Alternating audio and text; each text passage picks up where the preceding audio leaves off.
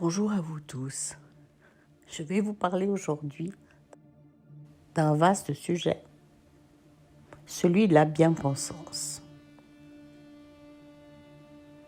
Vous noterez dans ma voix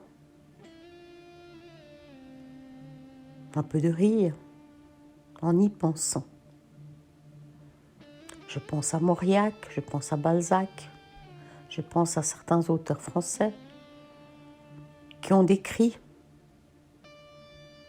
de manière sociologique des personnages sociétals qui ramènent à la bien-pensance. C'est quoi au juste la bien-pensance ? Comme son nom l'indique, c'est la pensée juste, la pensée bien. Qui définit la pensée juste, la pensée bien, qui va ensuite mettre en place le prototype du personnage bien pensant. Ce personnage, dans notre société occidentale judéo-chrétienne, est souvent un personnage bigot ou bigote. Faites comme je dis, pas comme je fais. Qui va à la messe ou à confesse. Quoique ces personnages-là, vu le contexte actuel, disparaissent des radars. Sous cette forme-là. Mais ils sont partout, partout, partout, partout. Ils sont à l'intérieur de nous.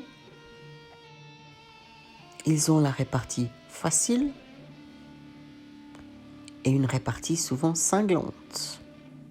Tu ne peux quand même pas. Ou cette femme qui ressort de la poubelle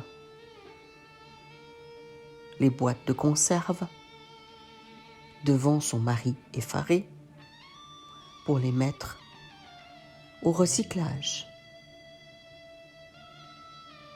La bien-pensance. Je recycle, donc je suis quelqu'un de bien. Vous seriez étonné de trouver que cette bien-pensance s'immisce dans toutes les couches de la société et toutes les couches de notre vie.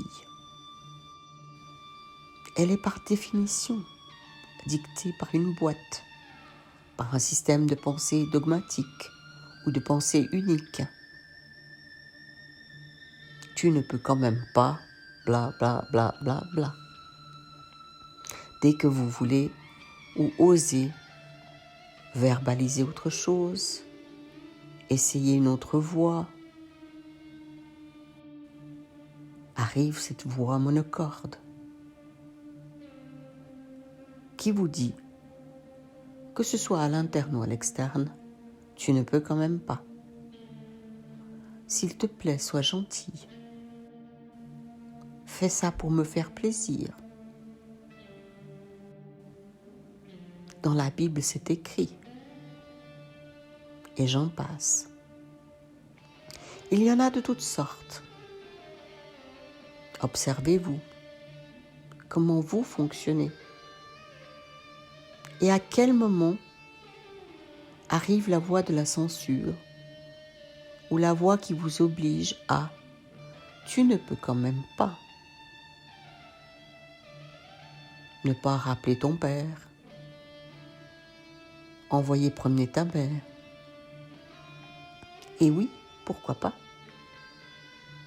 Pourquoi pas? Par contre, posez-vous la question, ce qui se passe à l'interne. Pourquoi auriez-vous besoin d'envoyer promener votre mère ou péter votre père? Peut-être est-ce nécessaire.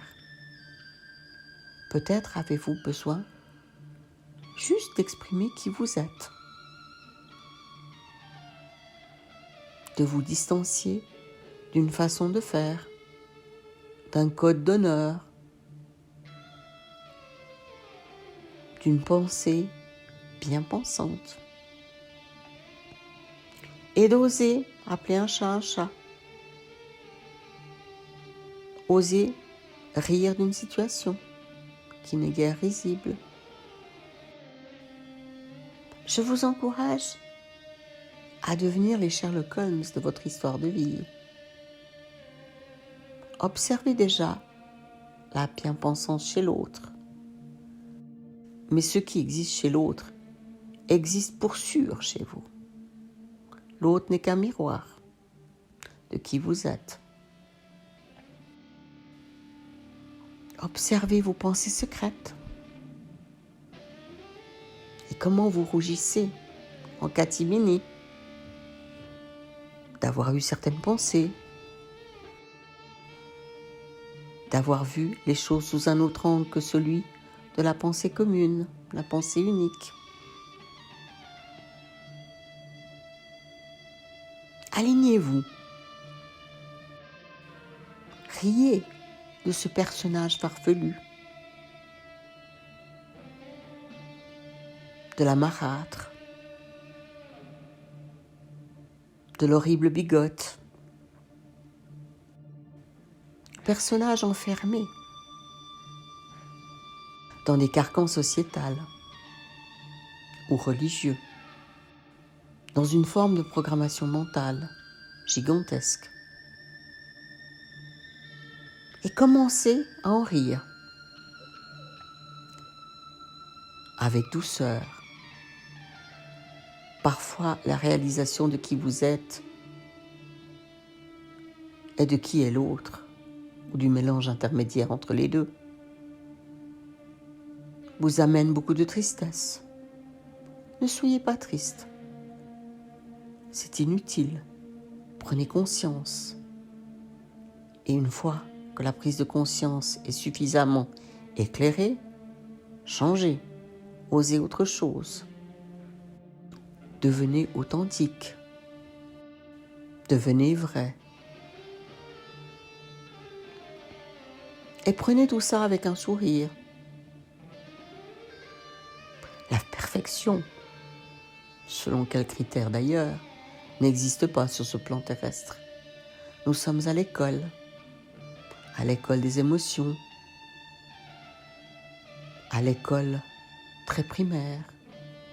Nous les humains sommes très primaires pour la plupart d'entre nous. Nous avons beaucoup à grandir, beaucoup à adoucir, beaucoup à ouvrir notre conscience pour pouvoir avancer en tant qu'être galactique.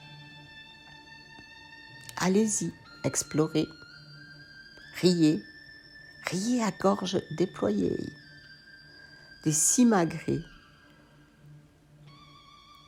que prend la bien-pensance à l'intérieur de vous.